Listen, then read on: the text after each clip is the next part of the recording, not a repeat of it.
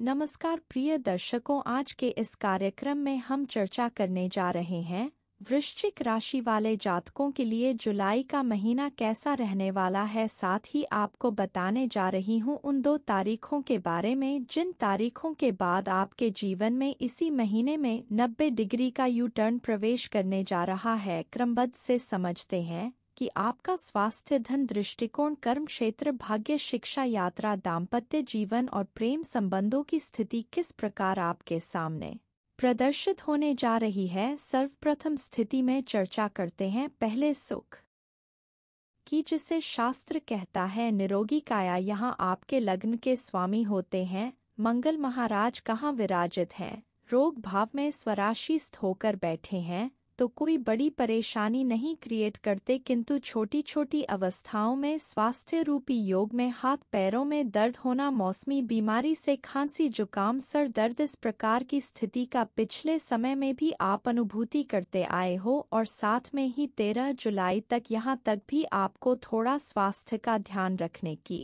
आवश्यकता रहेगी। जॉब के अंदर भी आपके लिए कार्यों में रुकावट की स्थिति के योग बनते हुए आप देख पा रहे हो। छोटा छोटा स्ट्रेस आपके साथ बना हुआ है, किंतु 13 जुलाई पहली वह तारीख है, 13 जुलाई जिसके पश्चात में एकदम से आपके जीवन में बहुत बड़ा बूस्ट अप देखने को मिलेगा। जैसे ही मंगल महाराज लग्नेश आपके सप्तम भाव में प्रवेश करेंगे, गुरु के साथ युति बना लेंगे। 13 जुलाई तक स्वास्थ्य का ध्यान रखने की आवश्यकता रहेगी। अपने कर्म क्षेत्र में अनायास तरीके से अपने बॉस से, अपने कलीग से, इनसे ना उलझने का योग आपको ध्यान में रखने की आवश्यकता रहेगी। बात करें यदि धन दृष्टिकोण की स्थिति क्या संकेत दे रही है, तो धन भाव के स्वामी देवगुरु पति की स्थिति बड़ी अच्छी बनी हुई है और धन से संबंधित जो भी कार्य आपके रुके हुए हैं इन्हें आप इस महीने में अपने पक्ष में आता हुआ देख पाएंगे। 13 जुलाई के पश्चात स्वास्थ्य दृष्टिकोण, कर्मक्षेत्र की स्थितियां अच्छी हो रही है, किंतु पूरे महीने ही धन से संबंधित स्थितियां आपके लिए देव गुरु के आशीर्वाद से आपके पक्ष में बनी रहेगी। कर्म क्षेत्र की यदि हम चर्चा करते हैं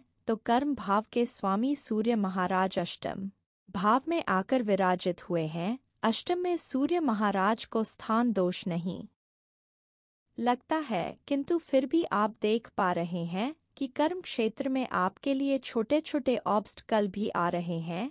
जिस फ्लो से आप कार्य करना चाह रहे हो, जो आपकी कर्म क्षेत्र में एक्सपेक्टेशन बनी हुई है, वह कहीं ना कहीं फुलफिल नहीं होती हुई दिखाई दे रही है। किंतु दूसरी तारीख, जिस महीने जिस तारीख से आपके कर्म क्षेत्र में बेहद सुंदर अवस्था का योग आपके लिए निर्मित होने जा रहा है, वह तारीख होगी मित्रों 16 जुलाई। 2013 जुलाई से आपके लिए 50 पर का यूटर्न क्रिएट होता हुआ दिखाई देगा और 16 जुलाई से 100% की स्थिति में जो पिछले समय में और इस महीने में भी छोटी छोटी रुकावट के योग बने हुए हैं, यह वन साइडेड आपके लिए बहुत अच्छी ग्रोथ का योग निर्मित करने जा रहे हैं। भाग्य दृष्टिकोण पर यदि हम चर्चा करते हैं तो आपके भाग्य भाव के स्वामी होते हैं चंद्र महाराज कहाँ विराजित है, तो महीने की पहले तारीख पर आपके सष्ण भाव में बने हुए हैं, किंतु 2.25 दिन से 2.5 दिन के अंदर यह राशि परिवर्तन करते रहते हैं,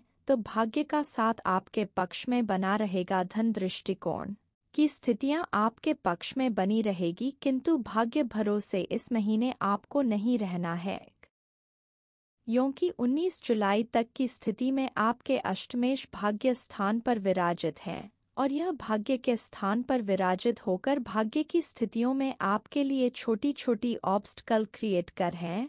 अगर आप यह सोचते हैं हो जाएगा, कर लेंगे, इस भरोसे यदि आप रहेंगे तो निश्चित रूप से आप अन्य लोगों की अपेक्षाकृत कुछ मात्रा में अपने आप को पीछे खड़ा हुआ पाएंगे। भाग्य भरोसे नहीं, इस महीने कर्म की दक्षता के दम पर आपको जीवन में सफलता का योग प्राप्त होता हुआ दिखाई देगा। बात करें यदि विद्या दृष्टिकोण की स्थिति क्या संकेत दे रही है, तो आपके विद्या भाव के स्वामी देवगुरु बृहस्पति की स्थिति तो बड़ी अच्छी बनी हुई है, जो कि विद्यार्थियों को बेहद अच्छे लाभ निकाल कर देंगी। किंतु साथ साथ एक बात का और ध्यान रखिएगा कि राहु महाराज भी आपकी विद्या भाव में बने हुए हैं, यह आपके कंसंट्रेशन पावर को बार बार भंग करने का प्रयास करते रहते हैं। मोबाइल में, खेलकूद में, घूमने फिरने में, मौज मस्ती में, मित्र गणों के साथ आपका समय बर्बाद करने का पूर्ण प्रयास यहाँ पर बैठकर राहु महाराज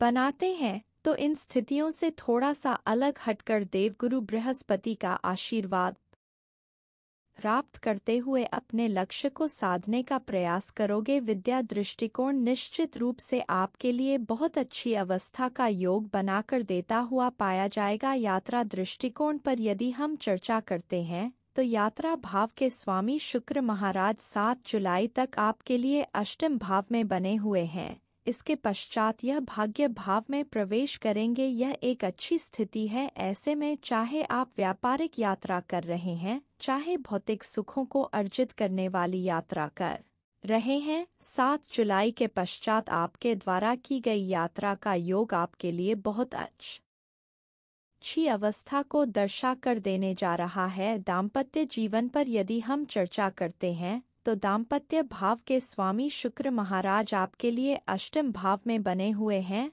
7 जुलाई 2024 तक पिछले समय में भी आपने अनुभूति की होगी और 7 जुलाई तक की स्थिति में भी अंडरस्टैंडिंग रिलेटेड इशू आपको देखने को मिल सकते हैं। आपके पार्टनर के स्वास्थ्य दृष्टिकोण में आपको उतार चढ़ाव देखने को मिल सकता है। ऐसे में मेरी सलाह रहेगी दाम्पत्य जीवन में अंडरस्टैंडिंग रिलेटेड इशू ना क्रिएट हो, इन पर भी आपका ध्यान होना चाहिए और अपने पार्टनर का स्वास्थ्य का ध्यान ज़्यादा लंबे समय नहीं, सिर्फ 7 जुलाई तक रखना है। उसके पश्चात आपके पार्टनर के भाग्य से ही आपके जीवन में बहुत श्रेष्ठ कारक अवस्था के योग निर्मित होने जा रहे हैं। प्रेम संबंधों की स्थिति पर यदि हम चर्चा करते हैं तो प्रेम भाव के स्वामी देवगुरु बृहस्पति की स्थिति अच्छी बनी हुई है, जो कि आपके रिलेशन को मधुर बनाती है। किंतु यहाँ पर भी आपको ध्यान रखना है कि राहु महाराज विराजित हैं।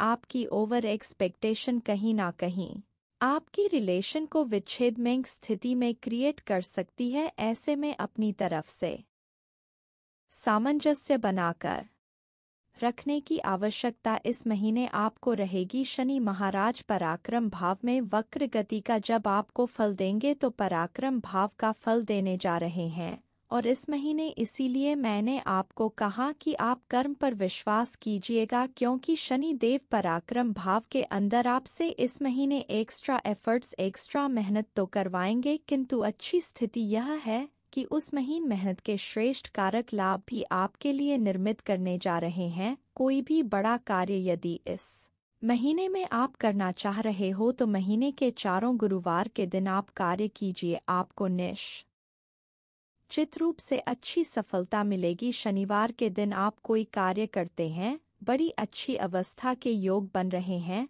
13 जुलाई के पश्चात मंगलवार के दिन और 16 जुलाई के पश्चात रविवार के दिन कोई भी कार्य यदि आप करते हैं, आपके लिए यह दिवस शुभ अवस्था को ऐड करते हुए आपके कार्यों में सफलता की परसेंटेज में वृद्धि करते हुए पाए जाएंगे। शुभ रंग की यदि हम चर्चा करते हैं तो पीला रंग, केसरिया रंग, काला रंग और 13 और 16 जुलाई के बाद में सफ़ेद और लाल रंगों का जितना ज़्यादा आप अपने आसपास के वातावरण में प्रयोजन में लाते हो, यह आपके लिए एक सकारात्मक ऑरा क्रिएट करते हैं, जो कि आपके खाने में, पहनने में, आसपास के वातावरण के स्थितियों में प्रयोजन करने के पश्चात आपके लिए एक नई ऊर्जा का सर्जन करते हैं, जो दिलाती है आपको अच्छी सफलता। कोई भी शुभ कार्य करना चाह रहे हो, कोई आर्थिक दृष्टिकोण से आपको जो कार्य प्रभावित कर सकता है, आपके व्यापारिक दृष्टिकोण से आपको प्रभावित कर सकता है, तो उन अवस्थाओं में प्रयास कीजिए। 1 अंक को, न अंक को, 5 अंक को सिंगल डिजिट में या टोटल के